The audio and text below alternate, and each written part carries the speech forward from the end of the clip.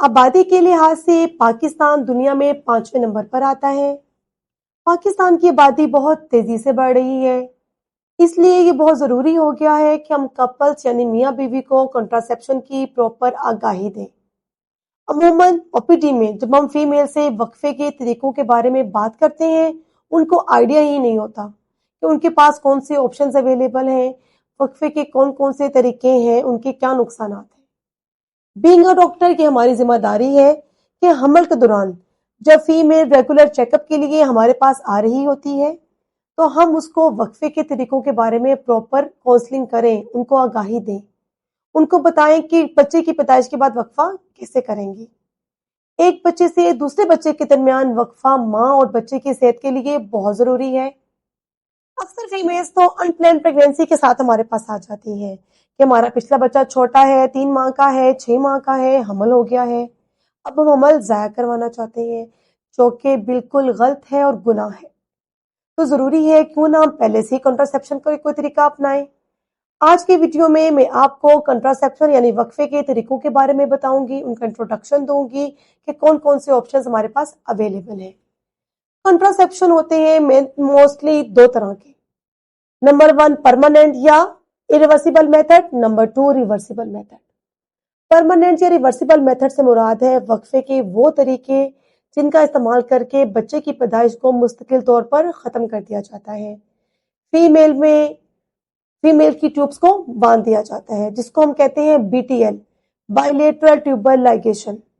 ہمیں پتا ہے کہ ایک فیمیل کا انڈا انڈے دانی میں بنتا ہے اور وہ ٹیوب میں آتا ہے، اسی طرح سے مرد کے جراثیم بچے دانی کے منہ سے ہو کر بچے دانی کے راستے سے ٹیوب میں جاتے ہیں۔ ٹیوب میں فیمیل کے انڈے اور مرد کے جراثیم کا ملاپ ہوتا ہے۔ جب ٹیوبس کو ٹائی کر دیا جاتا ہے، باندھ دیا جاتا ہے، تو پھر وہ ملاپ ممکن ہی نہیں ہوتا، تو حمل نہیں ٹھہرتا۔ اس کو ہم کہتے ہیں BTL۔ یہ کب کیا جاتا ہے؟ جب سی سیکشن کے دوران یعنی جب بچے کی پیدائش ہو رہی ہوتی ہے اس ٹائم ٹیوبس کو باندھ دیا جاتا ہے، یا پھر اگر فیمیل بعد میں چاہتی ہے کہ وہ BTL چاہتی ہے، یا جس فیمیل کے بچے نارمل پیدا ہوئے ہوں اور وہ اپنی BTL چاہتی ہے، تو ہم کیا کرتے ہیں، پیٹ پر چھوٹا سا کٹ دے کر، جس کو منی لیپروٹمی کہتے ہیں، فیمیل کی ٹیوبس کو ٹائی کر دیا جاتا ہے۔ اسی طرح سے میل میں کیا جاتا ہے، نس بندی یعنی ویزیکٹمی کر دی جاتی ہے۔ یہ تو تھے permanent methods.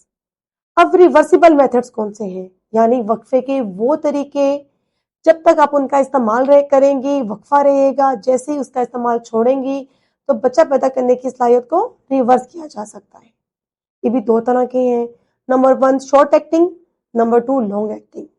Short acting method سے مراد ہے وقفے کے وہ طریقے جن کا استعمال بار بار کرنا پڑتا ہے۔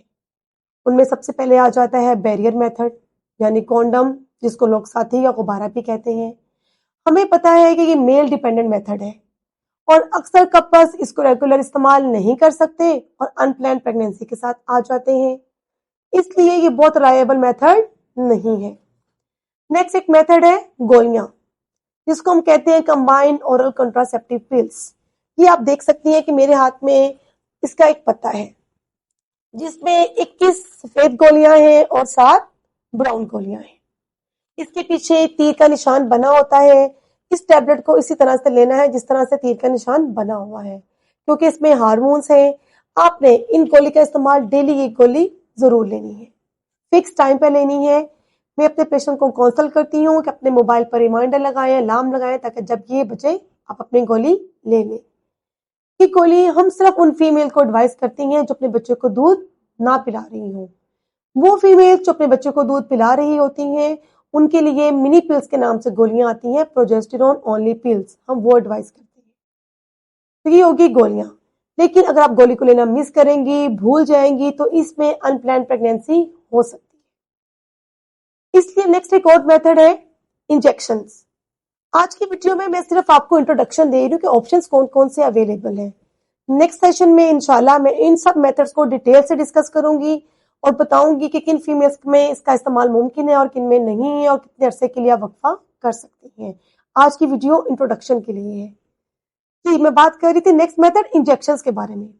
وہ فیمیلز جو ڈیلی بیسس پہ گولی نہیں کھا سکتی، بھول جاتی ہیں یا ٹیبلٹ کھانا ہی نہیں چاہتی، تو ان کے پاس آپشنز اویلیبل ہوتا ہے انجیکشن کا۔ کچھ انجیکشنز 2 منتھس کے لیے ہوتے ہیں، کچھ 3 منتھس کے لیے ہوتے ہیں۔ यहाँ अहम बात ये है कि आपकी डॉक्टर जब इंजेक्शन लगाती है तो आपको नेक्स्ट टीके की डेट पे कार्ड बना के देती है कि इस डेट को आपने आके इंजेक्शन लगवाना है। अगर फर्ज करें आप उस डेट पे इंजेक्शन लगाना भूल जाती हैं, मिस कर देती हैं, तो अभी अनप्लान्ड प्रेगनेंसी हो सकती है। ये तो होगी शॉर्ट एक्टिंग। अब मैं आपको लॉन्ग एक्टिंग का भी बता देती हूँ, यानी वो तरीकाकार जिनको हम लंबे अरसे के लिए वक्फा चाहते हैं तो करते हैं। यानी कोई कपल अगर 3 से 5 साल या 7 से 10 साल का वक्फा चाहता है तो ये तरीकाकार उनके लिए है। पहले हम बात कर लेते हैं इम्प्लानॉन की। आपने जरूर सुना होगा इम्प्लानॉन के बारे में, जिसमें हम कहते हैं वक्फे का कैप्सूल। जी, ये कैप्सूल बाजू में रखा जाता है। इसके लिए फुल बेहोशी की जरूरत बिल्कुल नहीं होती, बल्कि क्या किया जाता है, उस जगह को सुन करके वो कैप्सूल बाजू में रख दिया जाता है। ये कैप्सूल फीमेल की बाएं बाजू में कोहनी के ऊपर अंदर वाली साइड पे रखा जाता है। ये 3 से 5 साल के लिए होता है। जब ये रखा जाता है तो हम फीमेल को कार्ड देते हैं, उसकी एक्सपायरी डेट मेंशन करते हैं। अगर दरमियान में कभी भी चाहे तो फीमेल वो कैप्सूल निकलवा सकती है, तो बच्चे पैदा करने की सलाहियत वापस आ जाती है। इसी तरह से नेक्स्ट ऑप्शन हमारे पास अवेलेबल है वो फीमेल्स तो बार बार डॉक्टर के पास नहीं जाना चाहती और लंबे अरसे के लिए वक्फा चाहती हैं, तो उनके पास ये ऑप्शन है छल्ला, जो कि बच्चेदानी के अंदर रखा जाता है। इसको हम कहते हैं इंट्रायूटेराइन डिवाइसेस। ये भी 2 तरह के होते हैं, नॉन हार्मोनल और हार्मोनल। नॉन हार्मोनल में आ जाता है कॉपर टी, आपने नाम सुना होगा कि मेरे पास एक कॉपर टी अवेलेबल है। इसकी टी शेप में होती है, इसके ऊपर कॉपर चढ़ा हुआ होता है। ये बच्चेदानी के अंदर रख दी जाती है। इसका थ्रेड वजाइना से बाहर निकाल दिया जाता है और पेशेंट से कहते हैं कि धागे को फील करती रहिए। ये भी 3 से 5 साल के लिए होती है। इसी तरह से मल्टी लोड होता है हमारे पास। इसी तरह से हार्मोनल डिवाइस होती है जिसको हम मैरिना कहते हैं। ये भी बच्चेदानी के अंदर रखी जाती है। इसमें बार बार डॉक्टर के पास नहीं जाना पड़ता और लंबे अरसे के लिए वक्फा हो जाता है। एक बच्चे से दूसरे बच्चे के दरमियान वक्फा बहुत जरूरी है ताकि माँ और बच्चे दोनों की सेहत अच्छी रहे। वक्फे के तरीके के लिए ये जरूरी है कि हम पहले पेशेंट से प्रॉपर हिस्ट्री लें कि वो बच्चे पैदा मजीद करना चाहती है या नहीं करना चाहती और कितने लंबे अरसे के लिए वक्फा चाहती है। उस हिसाब से हम पेशेंट्स को ऑप्शंस देते हैं। आज की वीडियो में मैंने आपको ऑप्शंस बताए हैं, इंट्रोडक्शन दिया है। नेक्स्ट सेशन में इंशाल्लाह मैं आपको डिटेल के बारे में बताऊंगी। Thank you.